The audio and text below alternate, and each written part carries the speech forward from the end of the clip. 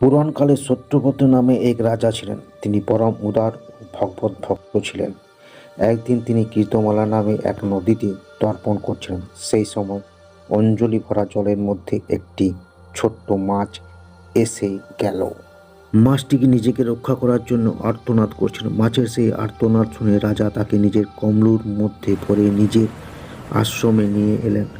কমলুর মধ্যে থেকে থেকে মাছটি এত বড় হয়ে গেল যে তাকে আর কমলুতে রাখা গেল না। একটা বড় ঘোড়ার মধ্যে রাখতে হলো। কিছুদিন বাদে সে আরও বড় হয়ে গেল। তাকে ঘোড়ায় রাখা দুষ্কর্ম হয়ে পড়ল।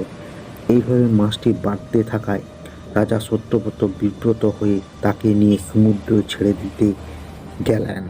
সমুদ্রে ছাড়ার সময় মাছটি রাজাকে বলল, রাজামশাই, সমুদ্র তো বিশাল বিশাল হাঙর কুমির থাকে, তারা আমাকে খেয়ে ফেলবে, তাই আমাকে সমুদ্র ছাড়বেন না। মাছের এই কাতর অনুরোধ শুনে রাজা চিন্তিত হলেন। সব কিছুই যে ভগবানের লীলা তা বুঝতে তার সময় লাগলো না। তিনি হাত জোড় করে প্রার্থনা করতে লাগলেন। মৎস্য রূপধারী ভগবান তার প্রিয় ভক্ত সত্যব্রত বললেন, সত্যব্রত, আজ থেকে সপ্তম দিনে এই 3 ভবনে প্রলয়কালীন জলরাশিতে ডুবে যাবে। সেই সময় আমি তোমার কাছে একটা অতি বিশাল নৌকা পাঠাবো। তুমি সমস্ত জীবজন্তু, গাছপালা এবং শস্য ইত্যাদি বীজ নিয়ে সপ্তর্ষিদের সাথে সেই নৌকাতে বসে থাকবে। ভয়ানক ঝড় তুফানে যখন নৌকা আন্দোলিত হবে তখন আমি এই রূপে এসে তোমায় রক্ষা করব। রাজাকে এই কথা বলে ভগবান অন্তর্নিহিত হয়ে গেলেন। অবশেষে সেই দিন এসে গেল। রাজা সত্যব্রতর চোখের সামনে সমস্ত পৃথিবী জলে ডুবতে লাগলো। রাজা তখন ভগবানের সেই কথা মনে পড়ল। সাথে সাথেই তিনি দেখলেন যে নৌকা এসে গেল।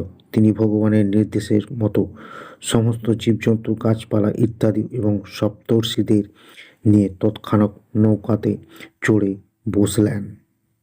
সপ্তর্ষিদের নির্দেশে রাজা সত্যব্রত ভগবানের ধ্যান করলেন। সেই সময় সেই বিশাল জলসমুদ্র মৎস্য রূপ ধারণ করে ভগবান প্রকট হলেন। তারপরে তিনি প্রলয় সমুদ্র বিহার করতে করতে সত্যব্রতকে জ্ঞান ভক্তির উপদেশ দান করলেন। হয়গ্রীব নামে এক রাক্ষস ছিল। সে ব্রহ্মার মুখনিসৃত বেদগুলো চুরি করে পাতালে গিয়ে লুকিয়েছিল। মৎস্যের রূপ ভগবানে হয়গ্রীবকে বধ করে সেই বেদ উদ্ধার করেছিলেন।